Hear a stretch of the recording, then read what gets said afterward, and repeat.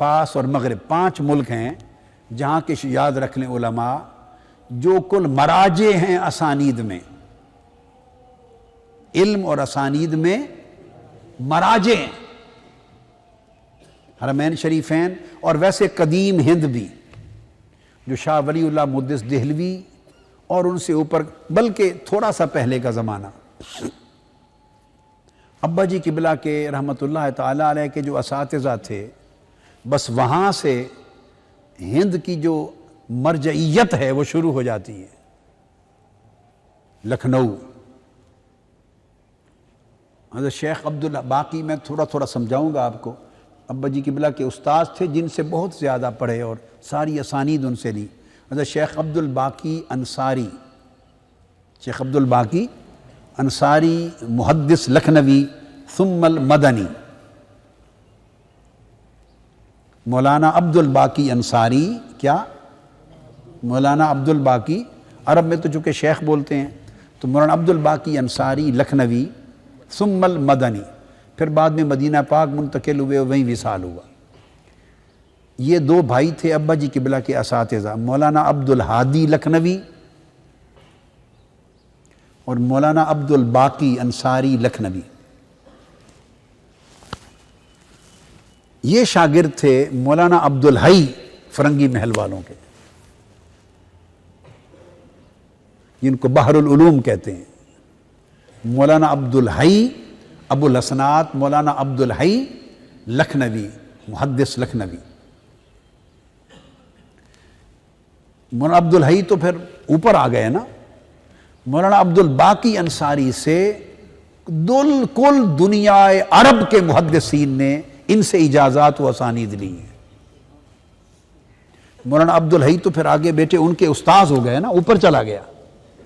صرف جو ابا جی قبلہ کے یہ ایک استاذ تھے، میں ہند کی بات بتا رہا ہوں، یاد رکھنے مولانا جن سے ہماری اسانید ہیں، مولانا عبد الباقی لکھنوی انصاری لکھنوی ثم المدنی۔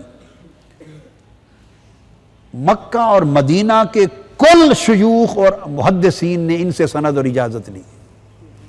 شیخ محمد بن علوی المالکی صاحب کے والد شیخ علوی بن عباس مالکی نے ان سے سند لی۔ شیخ محمد بن جعفر القطانی امام تھے حدیث میں علماء شام کے، انہوں نے ان سے لی، یعنی دمشق کے حساب سے وہ ابا جی کے دادا استاد ہیں، اور ادھر ابا جی کے استاد سے انہوں نے سند لی ہے۔ یہ ایک دوسرے میں تبادلہ ہوتا تھا۔ انہوں نے سیدنا شیخ عبد الرحمن النقیب سے لی، تو گویا یہ یہاں سے ہند علم اور سند میں اسانید میں مرجع بن جاتا ہے، اور اس سے اوپر پھر بہت لوگ ہیں۔ پھر آپ جب اسانید کبھی پڑھیں گے، میں آپ کو پڑھاؤں گا بتاؤں گا، اس سے اوپر پھر حد ہی کوئی نہیں ہے۔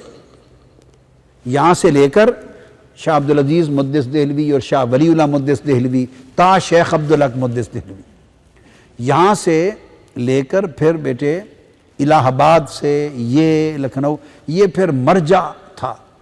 تو ہند اس دور کا ہند، پھر حرمین شریفین خود، پھر ملک شام، اول وقت سے شام مرجع ہے اسانید کا، مسند مسانید ہیں شامیین کی، یعنی ایسی حدیث ہیں جس کی روایت میں سند میں سب راوی شام کے ہیں، تو ایک مسند ہے پوری، مسند شامیین۔ تو ملک شام کی بڑی تعریف بھی ہوئی ہے۔ اس طرح ملک یمن، اور یمن میں حضرموت، صحابہ کرام کے تذکرے میں جن جن کے نام کے ساتھ آپ حضرمی پڑھتے ہیں، کبھی پڑھتے ہیں نا بعض صحابہ، حضرمی حضرموت سے ہے، جہاں اب میں گیا تھا۔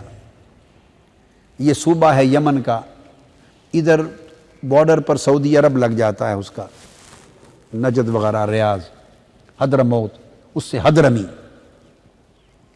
یہاں امام موسیٰ کاظم کے پوتے آئے تھے، شیخ احمد بن عیسیٰ بن علی بن موسیٰ الکاظم،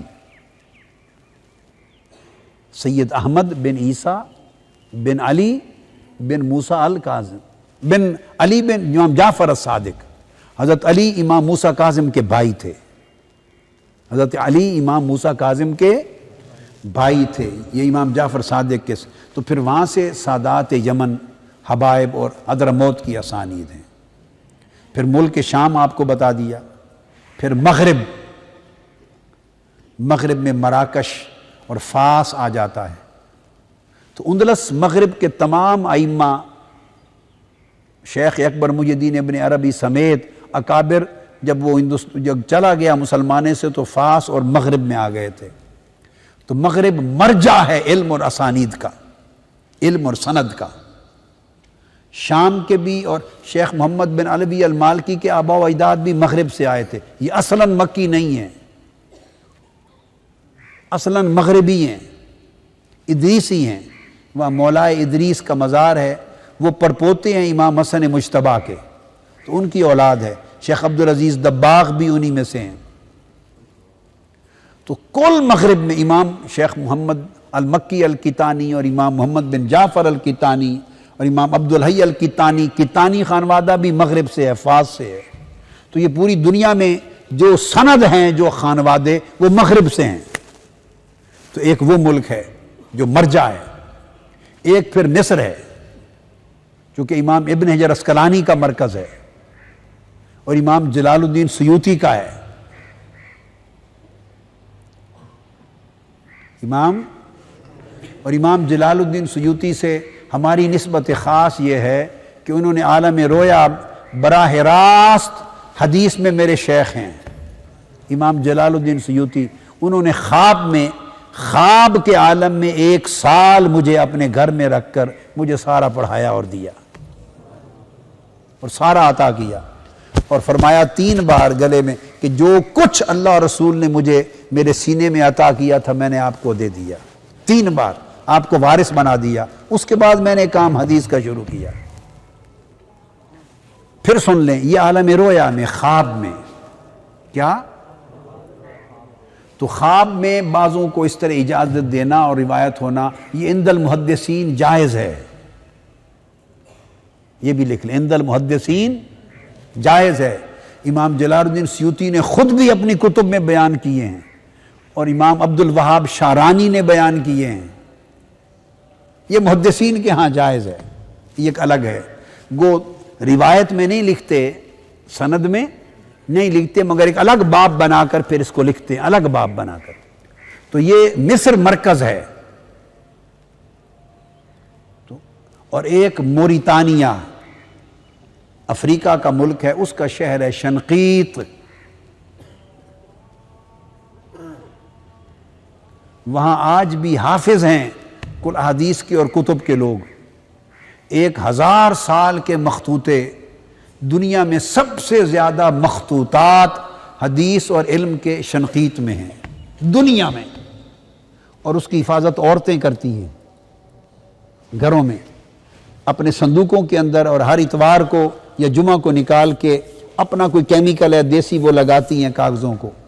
1000 سال سے مخطوطات آ رہے ہیں، اور UNO نے ایڑی چوٹی کا زور لگا لیا ہے کہ وہ مخطوطے ہمیں دیں، ہم امریکہ میں لائبریری میں منتقل کریں، مگر اہل شنقیط نہیں دیتے۔ کچے گھر ہیں پڑھنے پڑھانے کے لیے، وہاں کمرے بھی نہیں ہیں، آپ بھی سوئے دیکھ لیں، اور وہاں ہر وقت ریت کے طوفان اٹھتے ہیں اور شامیانے لگا کر وہاں پڑھائی ہوتی ہے، یعنی صحرا میں شامیانے لگاتے ہیں تو شامیانوں میں پڑھائی ہوتی ہے۔ شنقیط تو مخطوطات ہیں وہاں۔ یہ 6 ملک ہیں جو دنیا میں مراجع ہیں، میں نے آپ کو بتا دیے، یہ بھی حفظ کر لیں آپ کہ مراکز علم کے، علم حدیث کے کیا، اور دیگر علوم بھی، تمام علوم اور اسانید کے دنیا کے کل مرکز آپ کو گنوا دیے۔ پہلے تو یاد نہیں تھے نا، لو آج لکھوا لیے۔ بولیے، حرمین شریفین، ملک شام، دمشق آ گیا ہیں۔ اچھا، اس کے بعد مصر، مغرب، یمن، حضرموت یمن، موریتانیہ شنقیط، اور ہند۔ باقی جہاں بھی کسی کے پاس کوئی سند ہے وہ ان سے آگے چلی ہوگی، یہ 5 جڑیں ہیں 7. آپ سمجھ گئے بات؟